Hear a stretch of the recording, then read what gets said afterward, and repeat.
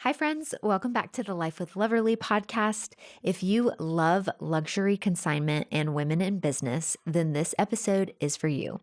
I had the honor of sitting down with the founder of The RealReal, a large online marketplace where users can buy and sell authenticated luxury goods, Julie Wainwright.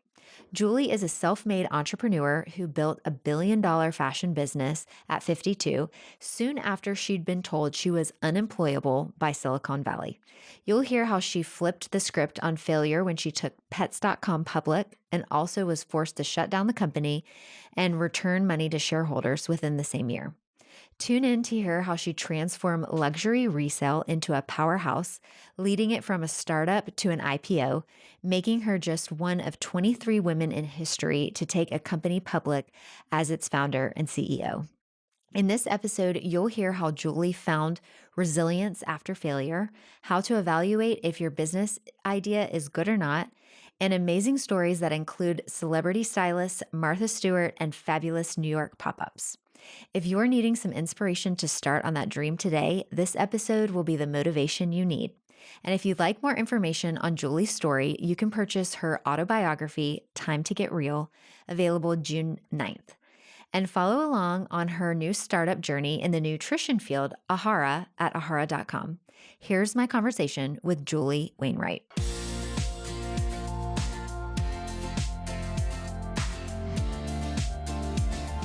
Hi, Hi, how are you? I'm great. Nice to meet you. Nice to meet you too. I'm so excited just to talk to you and hear about your past and talk about your upcoming book.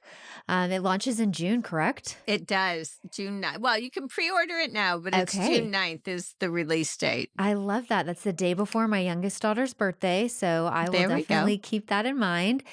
Okay. So I know your book is dedicated to your dad. Tell me a little bit about your relationship with your dad and his Oh, passion for business and art. it's going to make me cry.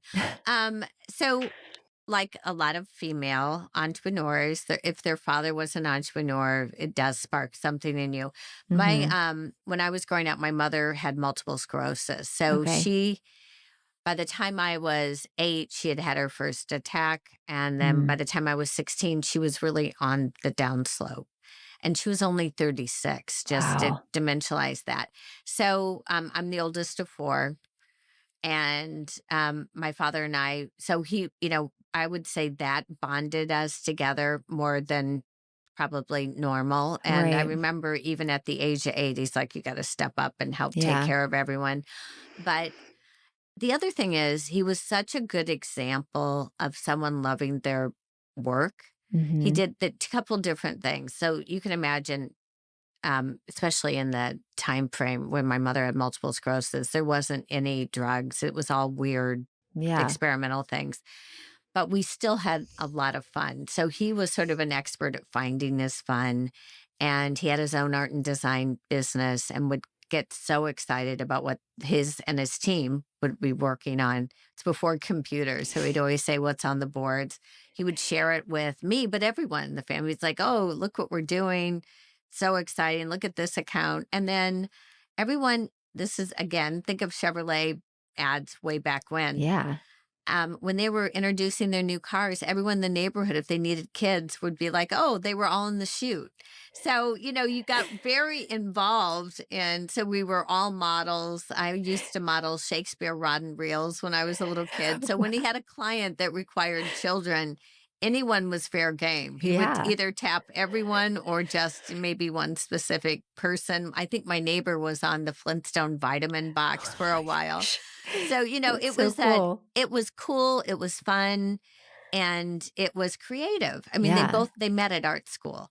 So their school they were at was bought by the Chicago Art Institute. So technically they graduated from the school associated with the Chicago Art Institute, but they went to more of a they didn't think they were going to be fine artists. My dad always wanted to have his own art and design studio, and my Yeah. mom wanted to be a fashion illustrator.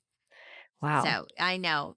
So, he's sadly he passed about 4 years ago now, but up until the end, he was full of life, very Yeah. funny, and still very creative. Yeah. And so a lot of like probably your just creativity and, vibe for life was modeled after his example. You couldn't help it. It's Yeah. infectious. So if you think about it, if someone loves their job and they Hmm. get excited every day about what they're working on and it's a creative endeavor, wow, what a gift to Yeah. have that as a parent. I know so Totally. many um, of my friends their parents didn't. Well, usually it was only the father that worked, but they didn't love it.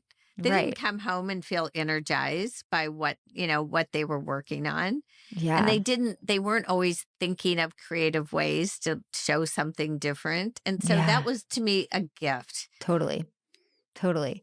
Okay, so before we get into your story with the Real Real, I'd love to hear about you flipped the script on what failure looked like after pets.com.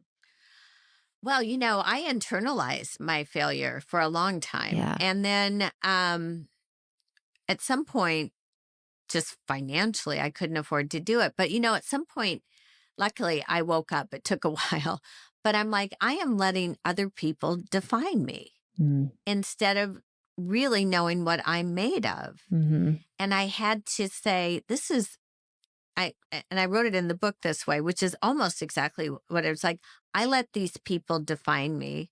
And those people could have been press people, it could have been um, other investors looking on the outside, recruiters. Recruiters had said, I wasn't employable. And so that's a lot when you think about Right. it. So I actually, at some point, I went, wait, that's not me. Right. That's their perception of me, but that's not me. And so it was almost like, do you ever see the movie Moonstruck when Cher hits Nicolas Cage in the face and says, slap, snap out of it? And, it's like I had to do that to Yeah. myself. And I go, snap out of this. This isn't your life. This is like, yes, that happened. The failure happened. There's a lot to learn from it. Yeah. But that's not all I am. Right. I'm not gonna bring that forward. And then oddly enough, sports helped. When you're sitting there, Hmm. I love sports. I love baseball. I prefer basketball, but I love baseball. I love basketball. I love football. Yep. And you're looking at the batters, at the baseball. So I'm at a beautiful San Francisco Giants game and the best batters like 0.35. And you're like, well, they're 65% of the time they're missing.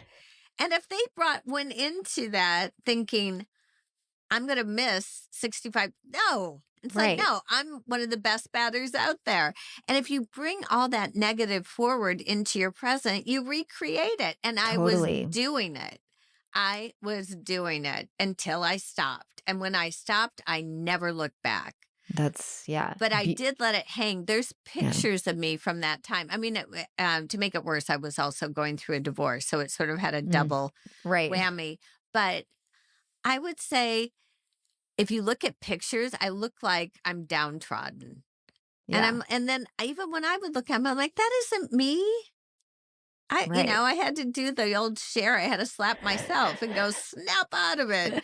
And once I did, it was a good jolt. And I'm sorry I wallowed in it because I did. I let it affect me for years. I mean, probably actively for 4 years it was there. Yeah. Um, it was a hard lesson to learn that you can't live. I mean, Yeah. you just that's not a way to live a life. Yeah.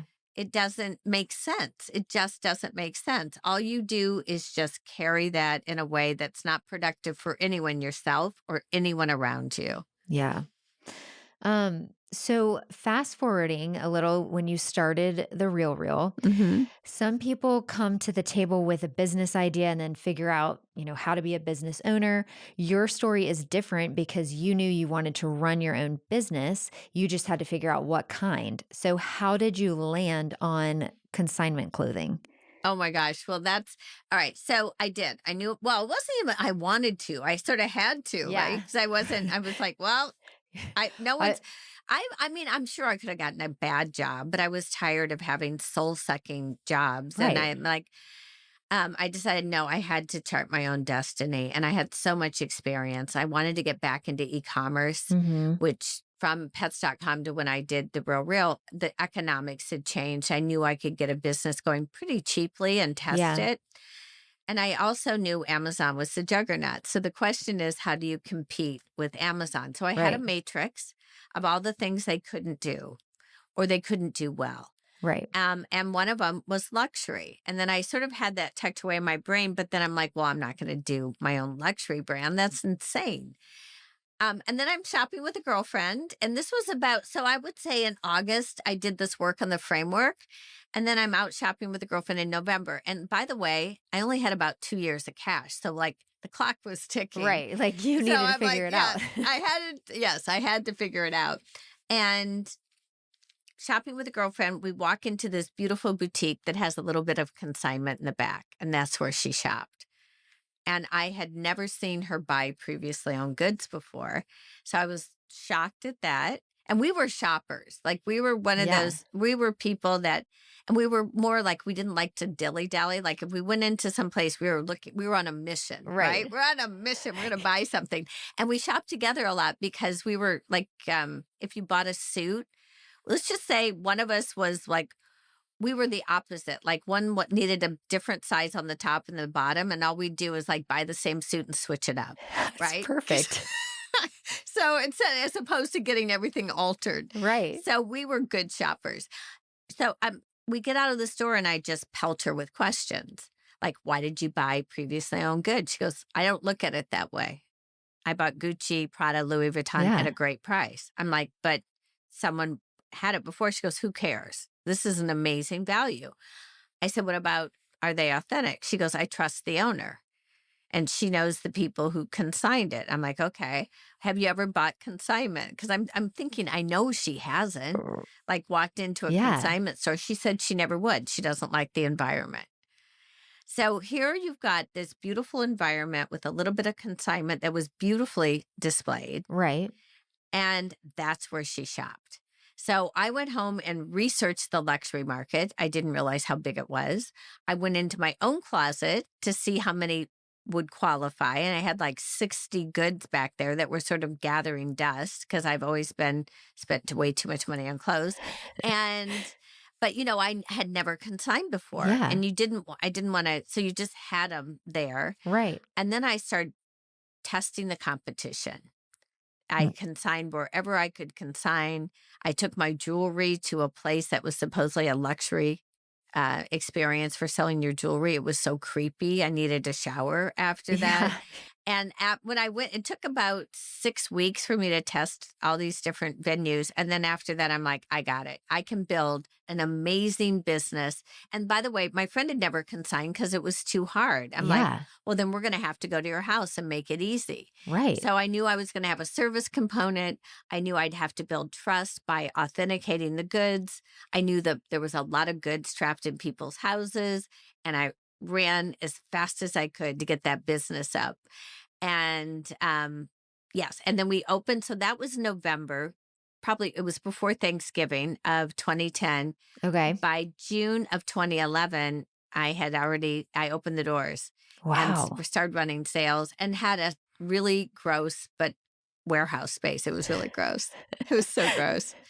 Isn't it funny to like think back and you're like, oh man, like how did we do that? Just especially knowing like what the Real is today and just thinking back to the beginning on, It man, was we've come a long way. We've come so far. I mean, I remember sitting there with Rossi Levesque, who's now the CEO, building these really crappy desks to sit in.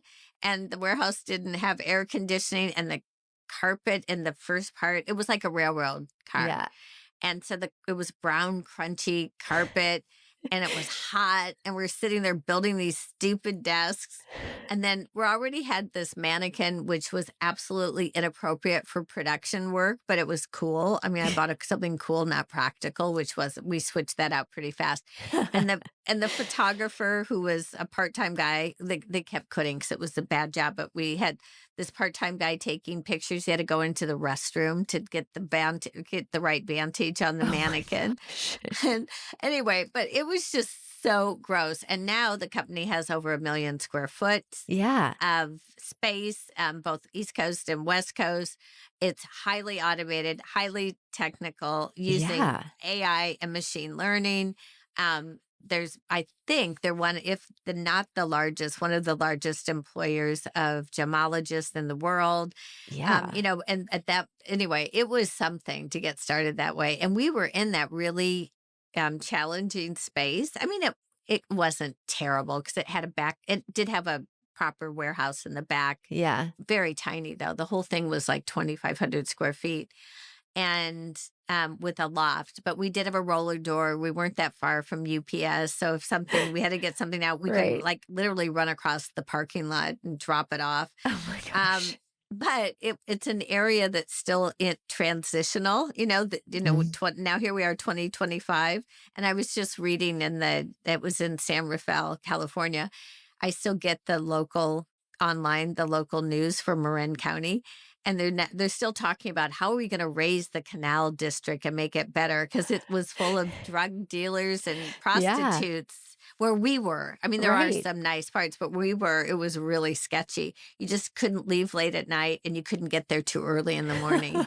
So Like odd hours, and odd everybody's like, odd hours, it was not comfortable. But a policeman owned the sandwich shop next to us, which was great had because to there make were, you feel good. yeah, it did make us feel good because we're big advocates of yay, the Yeah. police. And they Right. cooked bacon every morning, which like drove us nuts because Right. that You're like, smell. we can't have this smell like on these nice luxury We didn't goods. want the smell on the luxury goods. We didn't want to be hungry all day either. Right.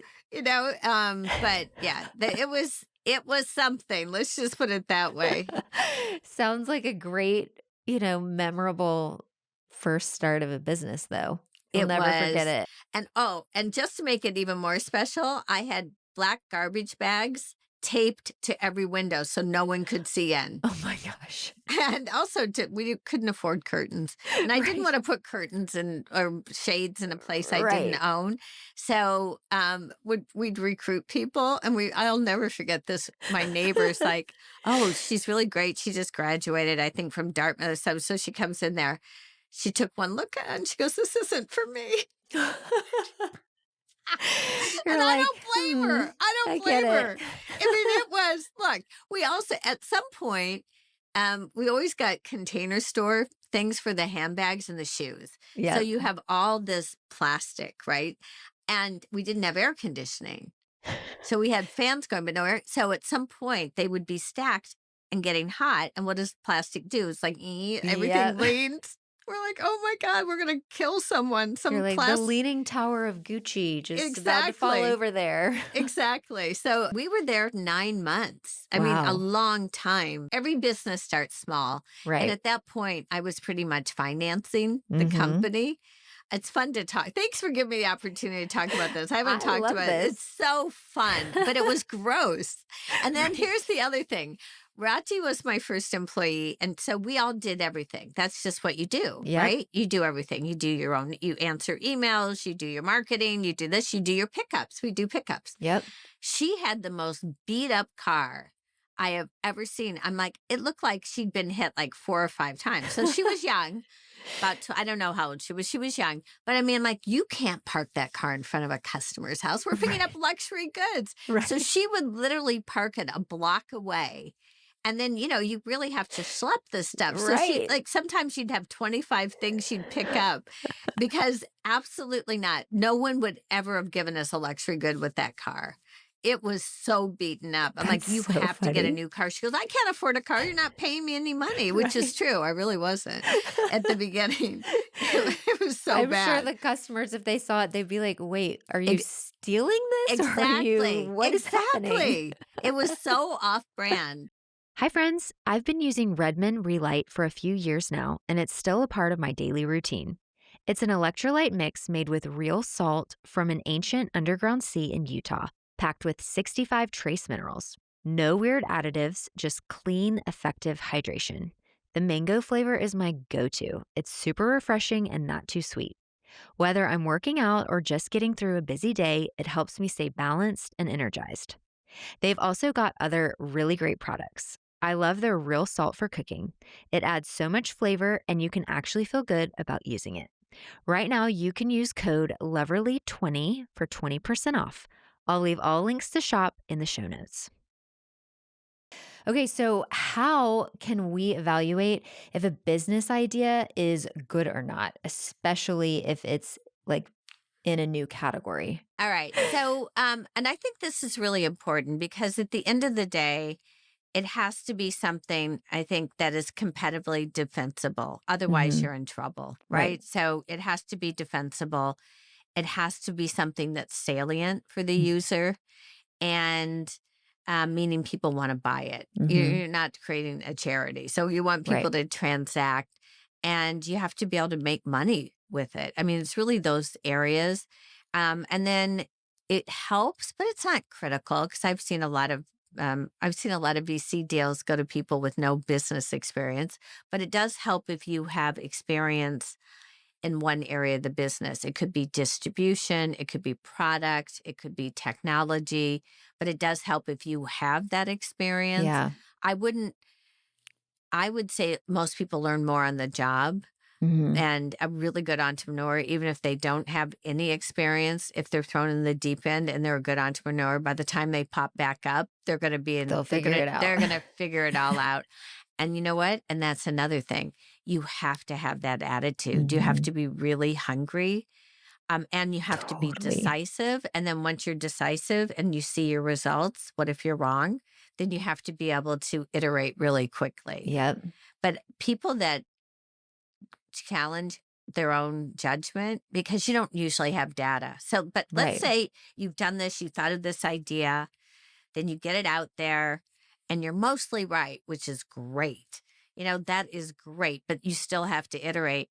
And then you just move, move, move, move, move. So you want to get things, you want to get a test out as fast as possible. But you need to always work on imperfect data, which makes Hmm. some people so uncomfortable. Right. So I mean, you do it in life in general. It's not Right. like you've got but in corporations, there is more structured data Hmm. and you can look at things and you can take a calculated risk. And so here's what you have to think about. You got to take a calculated risk on yourself. Yeah, totally. And that is the best risk ever to Yeah, take it on yourself. totally. I agree. So in your book, you also talk a little bit about Martha Stewart. Can you break down what you think Martha Stewart did really right when she was first building her brand and company? You know what? This is so look, the Real Real created a new category, but Hmm. people had been selling luxury consignment forever, but no Right. one had actually made it a total business and did Right. what we did. So if you think about Martha Stewart, how she took just being a great entertainer Hmm. to a level and created a category, not one little area like I do candles. She created the whole experience from the Totally. food to the table and she made it accessible. She didn't, her goods, you could buy her things. I don't know what her first deal was, it in Walmart or Target, but then she made it accessible and she gave people like a roadmap on how to get there. She made it seem easy. So Yeah. she has this very glamorous life, which she still does, but Hmm. she she made so you want to, it's an aspirational look. I'd say, she's really is a perfectionist. She does do beautiful things, but she made it seem attainable Totally. and gave practical advice and gave you a whole formula for creating wonderful entertainment and wonderful food.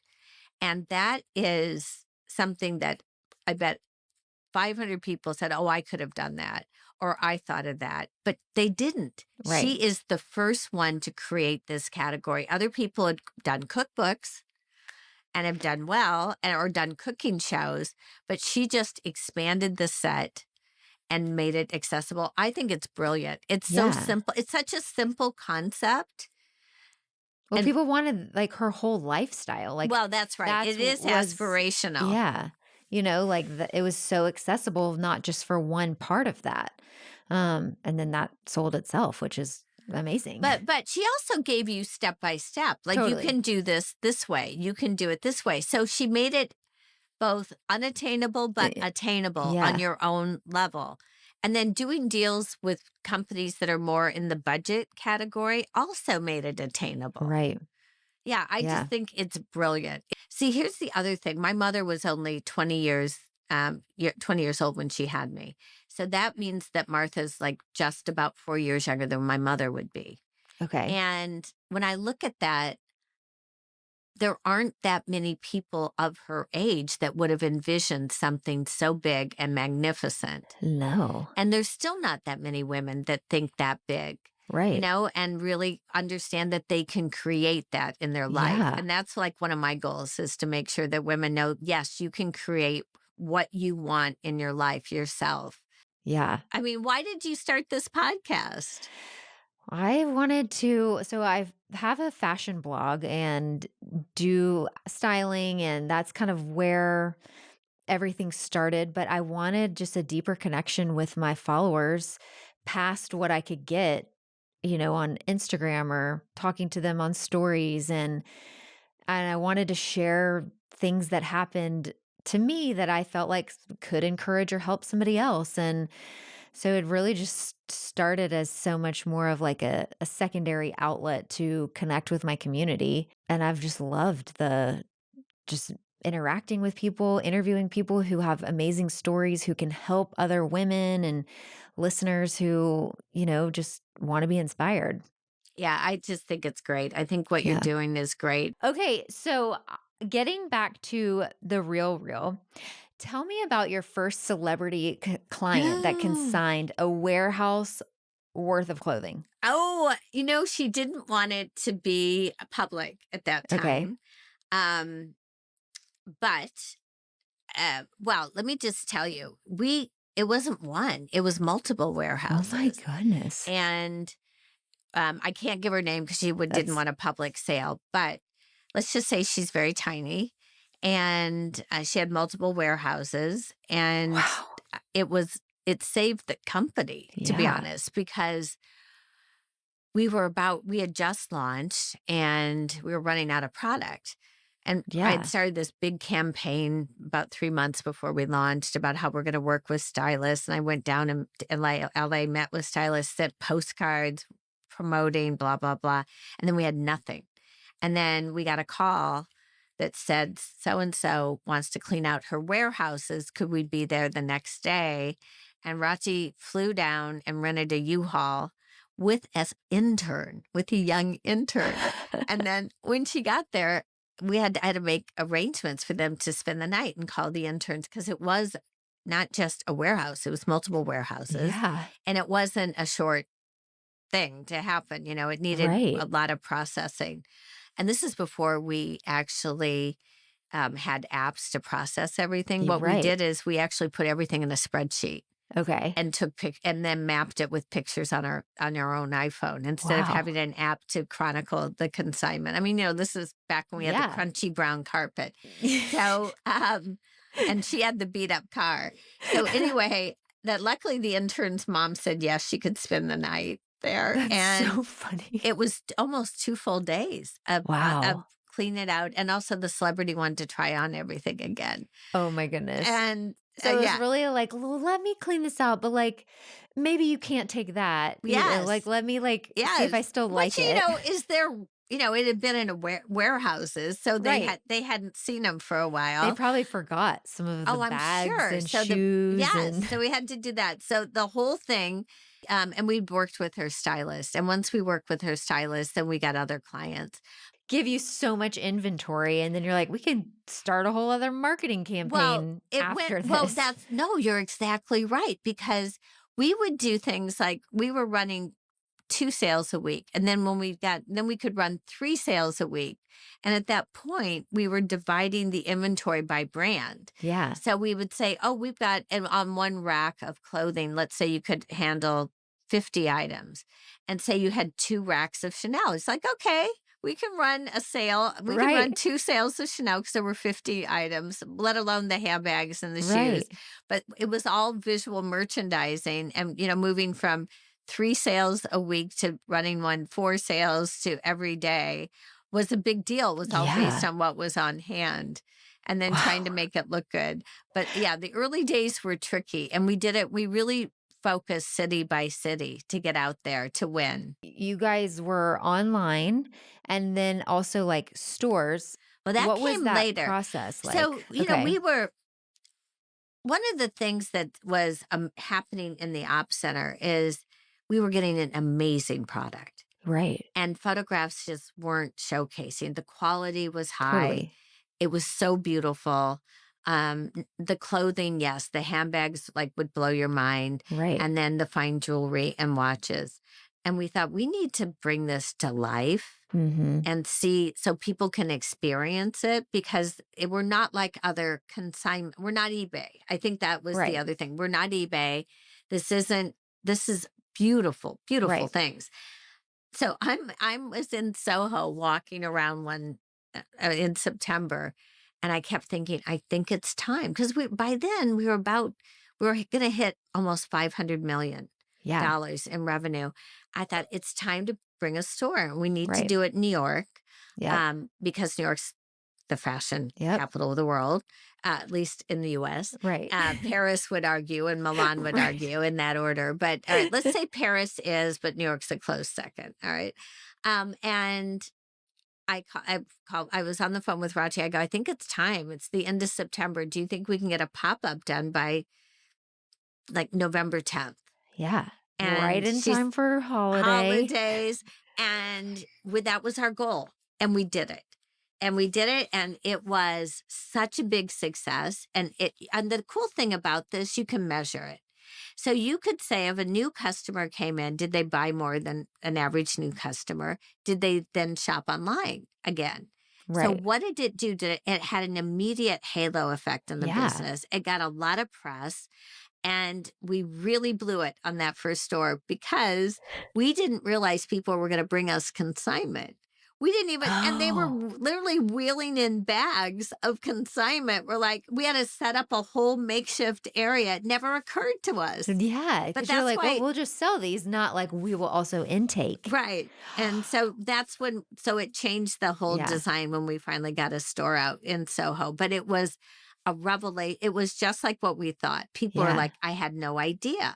Right. And then the press helped, and then people who knew the Real Real online brought their friends. Yep. So it sort of started lifting the whole brand to another level. I mean, there's a finite number of stories you want to do that way because they're Right. not as efficient. But I think they're all profitable now for the company. But Yeah. it's a different business than being Right. online. But it absolutely solidified the brand, brought it to Mhm. life, and brought in tons of consignment. Yeah.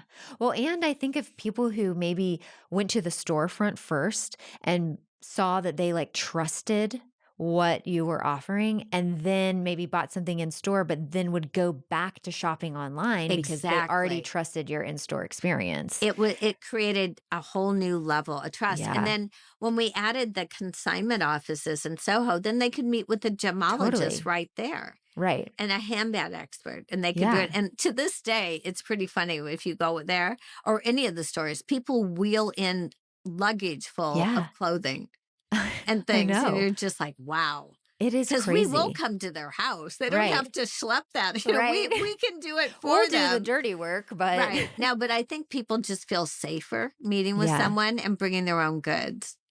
So what would you say is like the number one item that you would see people wanting to purchase? Oh, we started doing every year sort of the end of year fashion, Mhm. and it depended on the year. Yeah. I would say that sort of the ones that never lost their steam was anything from Hermes, Yep. they're so expensive, even resale, but they're still coveted because Totally. they're handmade. They do have high resale value.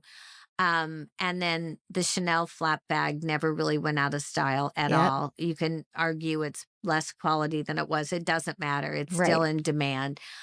After that, it all depended. Like for a long time, Gucci was by far on fire, Yeah. you know, on fire.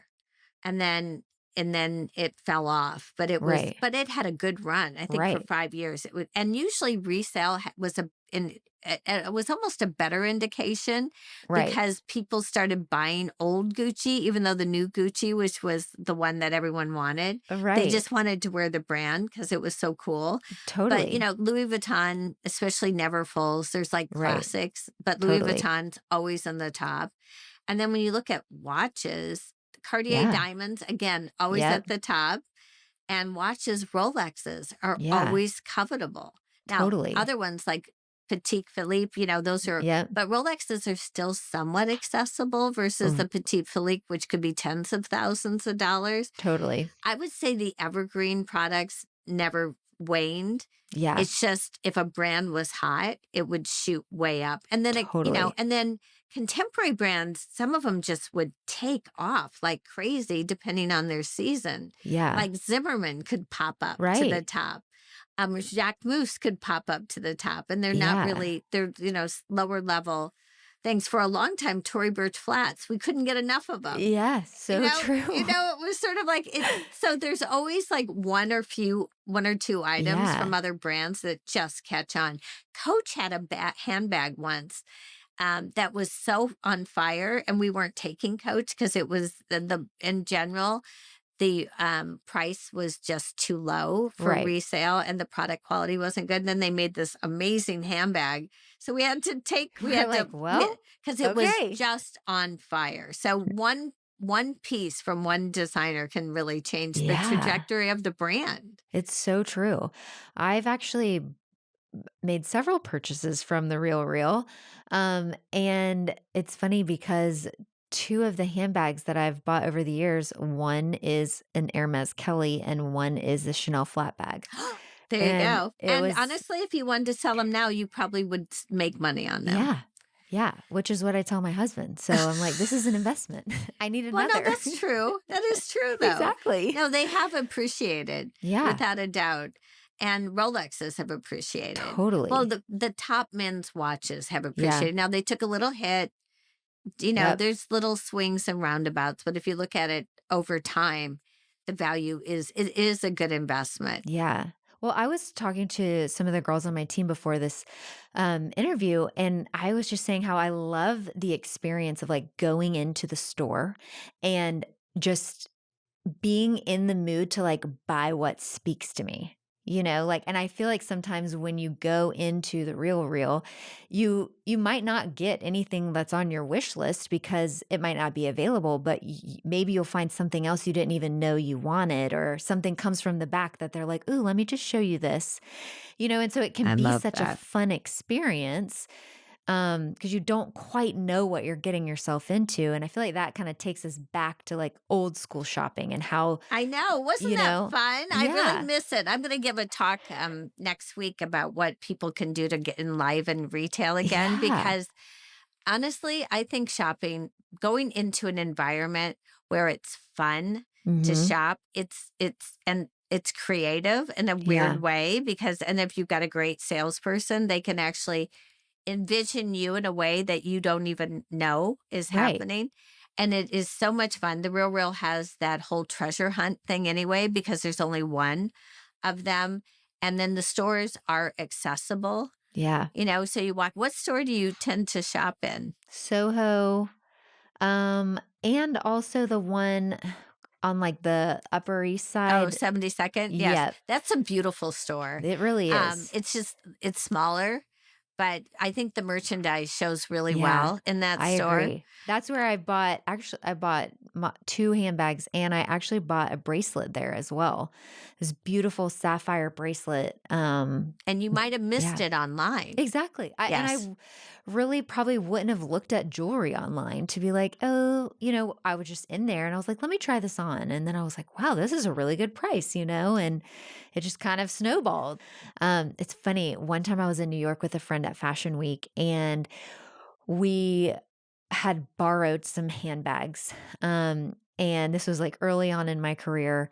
And she was like, I want to start a business where there's like some type of card or something that goes along with every handbag. So if it gets resold or if it, years down the line, there's something that like tells the story of where the bag has been. Because if you think about how many times like you take your best handbag to like this fun dinner or, to these events and it's like the story of the handbag. And I was like, I don't really know how that's going to become a business, but I love like the fun that's around that idea. I Um, oh, that's so funny. I was just saying to someone, sometimes I look at my closet and I'm like, that closet's had more fun than I have. And obviously it was with me, but right. you know what I mean? But that's what you're talking about. Right. Like you Yeah. just remembered this event or that event, or maybe you Totally. did this. Yes, it is so much fun. Yeah. And then getting people to give it up is a little hard sometimes because it's sentimental. But the coolest thing about resale, besides the fact you get great things and they're unusual things Hmm. and they're one off and you get a great price, those Yep. things are all the number one thing.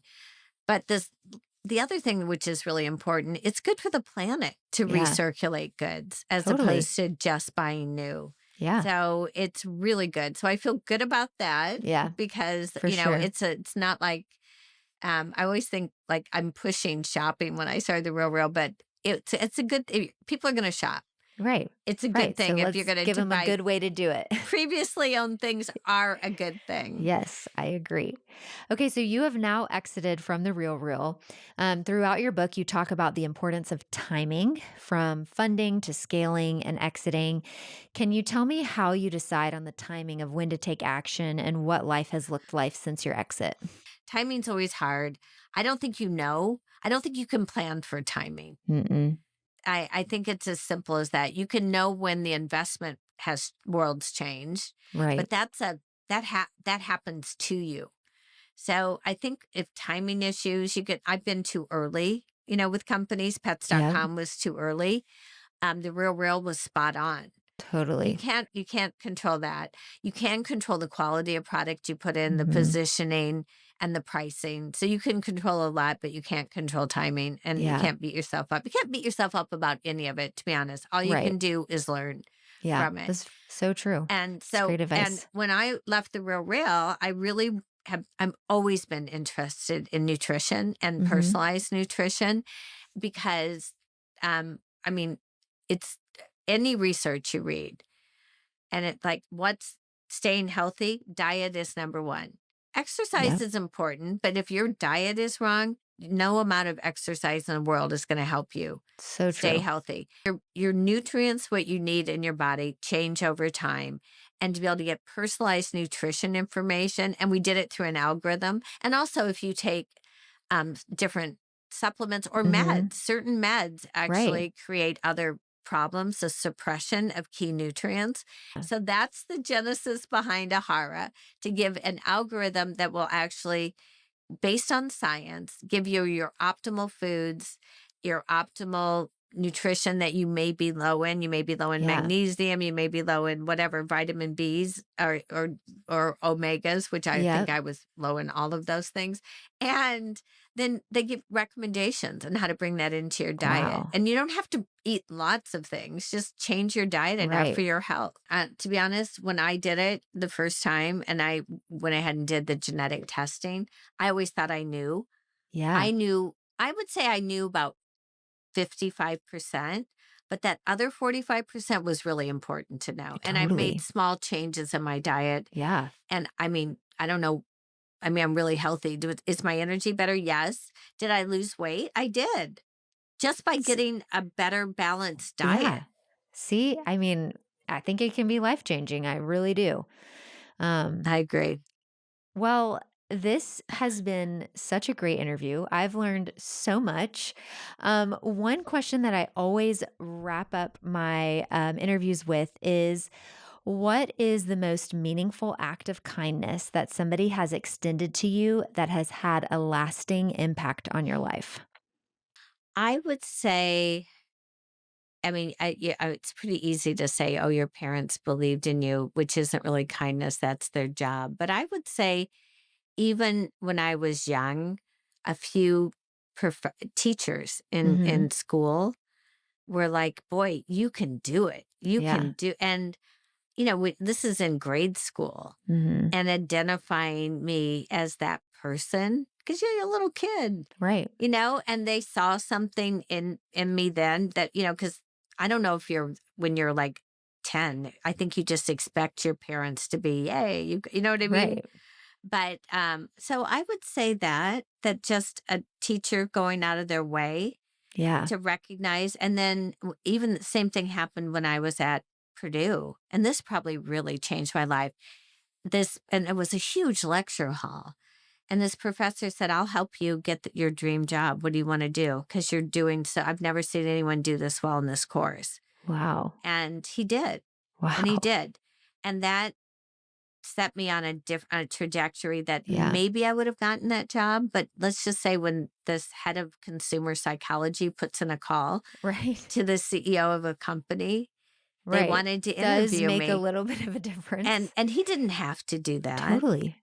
There's 500, it was 500, a lecture hall of 500 people. Yeah.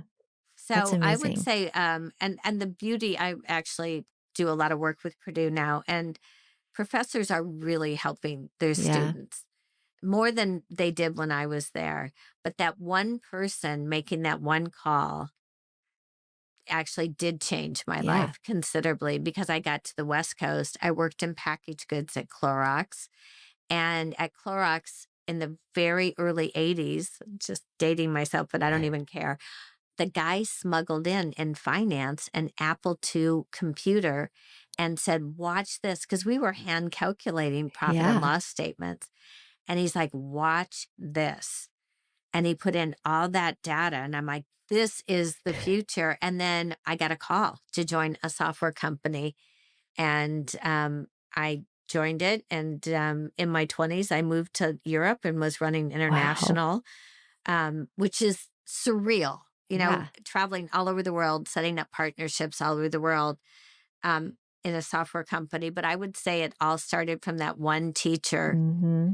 That's such a gift. Well, Julie, your book is coming out June 9th. Can we buy that on Amazon? Where can we You get it? can pre-order it. Okay. Yes, We will yes. pre-order it. Perfect. And I hope people love it. It's a weird Yeah. thing writing a book because all tech businesses are collaborative. Hmm. And so you're getting feedback all the time. You're iterating. When I was asking my agent, can I have a lot of people read along the way? She's like, no, write the book. We'll get you an editor. You're like, well, I know what? it's a little This is- like, all right. And then she goes, we want to solve a group of people that read books, in this circle. So it was a tight circle of people. And I'm like, oh man, I hope it flies. Hopefully this passes. I know, exactly. It's a little nerve Well, wracking.